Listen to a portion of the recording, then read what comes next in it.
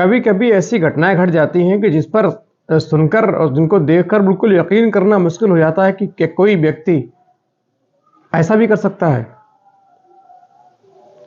दरअसल एक ऐसी घटना अभी हाल में 4 फरवरी 2024 मात्र 3 दिन पहले यूपी के कासगंज एक जिला है, कासगंज जिसको अब कांसीराम नगर भी कहते हैं, उसके पास में एक तहसील है पटियाली। पटियाली थाने के अंतर्गत एक युवक ने अपने फ़ोन पर अश्लील वीडियो देखकर अपनी बहन, सगी बहन के साथ, नाबालिग बहन के साथ रेप किया और भेद खुलने के डर से, माता पिता के मालूम होने के डर से अपनी बहन की गला घोटकर हत्या कर दी और घटनास्थल से फरार हो जाता है।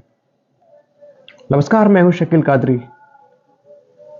ये हैरत अंगेज, दर्दनाक, खौफनाक ये वारदात, ये दिल दहलाने वाली वारदात, भाई बहन के रिश्ते को कलंकित करने वाली, शर्मसार करने वाली वारदात, जिस भाई बहन के रिश्ते को दुनिया में सबसे पवित्र रिश्ता माना जाता है।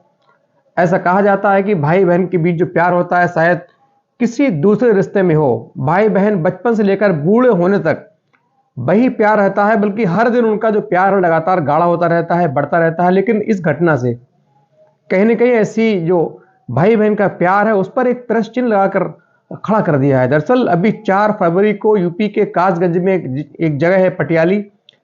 पटियाली थाने के अंतर्गत एक घर होता है, उसमें एक बहन, एक भाई रहते हैं, माता पिता होते हैं। चूंकि 4 फरवरी को कहीं शादी थी, तो जो माता पिता हैं, बाकी दूसरे जो फैमिली मेंबर्स हैं, वो शादी के उपलक्ष्य में कहीं गए हुए थे। घर में सिर्फ एक 19 साल का उनका बेटा संजू और नाबालिग बेटी छोड़ गए थे और ये कहा था कि तुम दोनों लोग घर की रखवाली करना, घर पे रहना, बाहर मत जाना, हम शादी में जा रहे हैं, उसके बाद आराम से कहीं घूमना, लेकिन जब तक हम घर पर ना आए तब तक तुम जिम्मेदारी से घर पर ही रहना। चूंकि 19 साल का ये बेटा होता है तो उससे उम्मीद थी, एक बालिग जवान लड़का था, उसे कहा तुम अपनी बहन का ख्याल रखना और उसके बाद घर में ही रहना।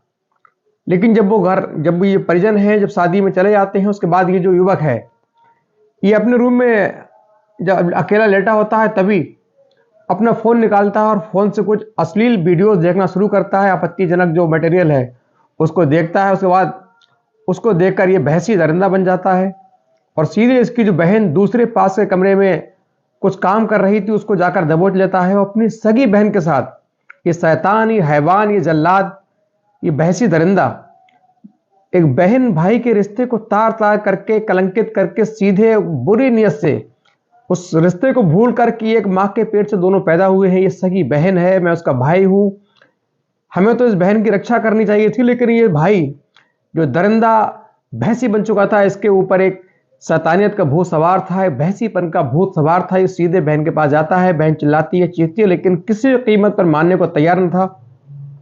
इसने बहन को दबोचा, बहन ने बचने का पूरा प्रयास किया, लेकिन बहन चूंकि नाबालिग थी, ये बालिग था, जवान था, इसने बहन को थप्पड़ मारकर, डरा धमकाकर, मारपीट करके अपने काबू में किया। उसके साथ उसके कमरे में कई बार जो काफी देर तक बलात्कार किया, दुर्दांत अपराध किया, एक भाई बहन के रिश्ते को कलंकित कर दिया, तार तार कर दिया। बहन चिल्लाती रही, लेकिन इसने उसके मुंह पर दुपट्टे से कपड़ा ठूंस कर उसको शांत करा दिया, उसके साथ बलात्कार किया।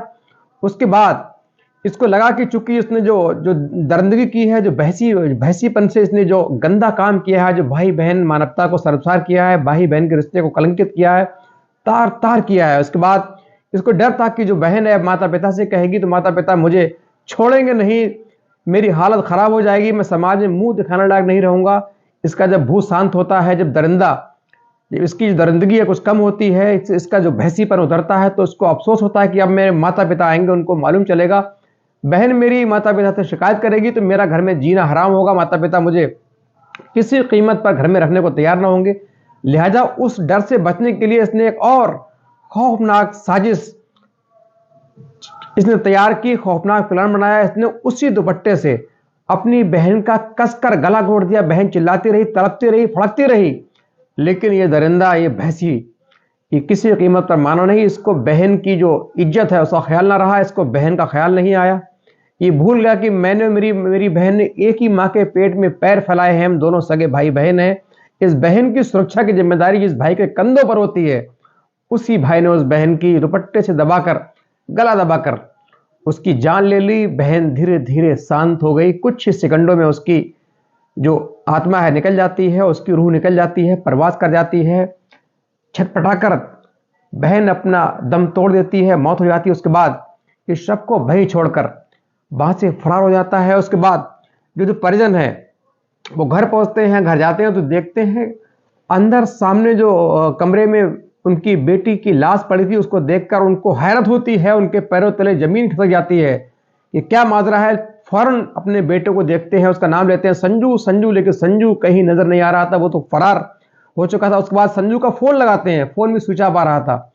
उसके बाद ये तत्काल आसपास के लोगों को बताते हैं, जो पड़ोसी हैं फौरन आते हैं, वो देखते हैं। उनको प्रथम दृष्टया ये मालूम चल गया था कि मेरी बेटी के साथ अनहोनी या घिनौनी हरकत कृत्य किया गया है। फौरन पुलिस को सूचना दी जाती है। पटियाली पुलिस फौरन मौके पर पहुंचती है। उसके बाद जो बड़े अधिकारी हैं उनको खबर दी जाती है, सूचना दी जाती है। बड़े अधिकारी भी मौके पर पहुंचते हैं, लेकिन अब तक किसी पर कोई शक न था। लेकिन उसके बाद पुलिस अधिकारियों ने पूरा बाकायदा टीम को बुलाकर गहनता से जांच की, तो जो भाई है उस पर शक की निगाह पुलिस की बैठ गई। उसके बाद भाई को पुलिस ने सर्विलांस की मदद से, मुखबिरों की मदद से गिरफ्तार कर लिया। गिरफ्तार करके सीधे पटियाली पुलिस थाना लेकर आए। उससे पूछताछ हुई। काफी देर तक पुलिस को गुमराह करता रहा, कहता रहा कि मेरे घर में लूट हो गई है, चोरी हो गई है, मुझे डकैत जो है मेरी बहन को मारकर बहन की इज्जत लूटकर मुझे अपने साथ ले गए थे, मुझे बहुत मुश्किल से उन्होंने बहुत दूर जाकर छोड़ा है। लेकिन पुलिस ने उसकी बातों पर यकीन ना किया। उसकी हरकत से, उसकी गतिविधियों से, उसके क्रॉस क्वेश्चन करके पुलिस ने पहचान लिया कि यही वो दरिंदा है जिसने मानवता को शर्मसार किया है, भाई बहन के रिश्ते को तार तार किया है। बहन के साथ पहले दरिंदगी करता है, उसके बाद उसकी हत्या कर देता है। ये डबल क्राइम इसने किया। उसके बाद पुलिस ने इसको पकड़ा। उसके बाद इसने जो पुलिस ने अपने स्तर से पूछताछ की, पुलिस ने अपनी डिग्री का इस्तेमाल किया, तो इसने सारा जो सच है कबूल देता है। बताता है कि मैंने अपने फ़ोन से आपत्तिजनक वीडियो, अश्लील वीडियो देखी थी। उसके बाद मेरा जो शैतान है, जो दरिंदगी है, जो भैंसीपन है, मुझ पर सवार हो गया। मैंने अपनी बहन के साथ बलात्कार किया। उसके बाद पकड़े जाने के डर से, माँ बाप के डर से मैंने अपनी बहन की दुपट्टे से गला घोटकर जान ले ली। और जब घटना का खुलासा हुआ तो आसपास के लोगों ने दांतों तले उंगली दबाई। पूरा आसपास हो हल्ला हुआ, लोग भयभीत रहे, चिंतित रहे।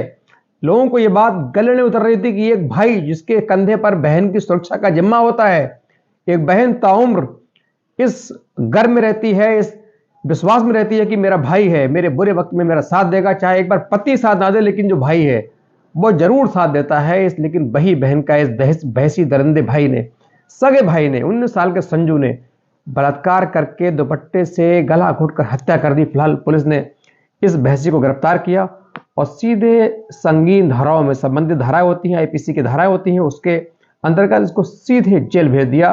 इस घटना पर जो कासगंज की पुलिस कप्तान है उनका क्या कहना है आप जरूर सुनिएगा। और वीडियो आपको अच्छा लगा तो प्लीज सब्सक्राइब, लाइक, कमेंट।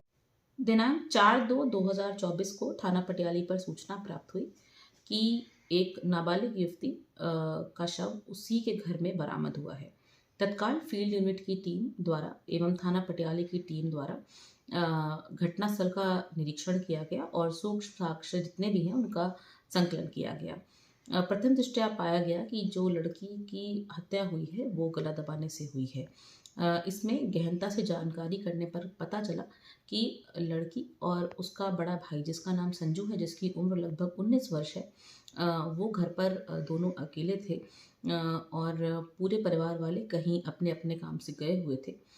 इसी दौरान कुछ आपत्तिजनक चीज़ें जो कि संजू ने अपने फ़ोन पर देखी, उसके बाद उसने दुष्कर्म करने के बाद अपनी बहन की हत्या कर दी। इस संबंध में महज 24 घंटे के अंदर घटना का सफल अनावरण करते हुए सुसंगत धाराओं में अभियुक्त संजू गिरफ्तार कर न्यायिक अभिरक्षा हेतु भेजा गया है।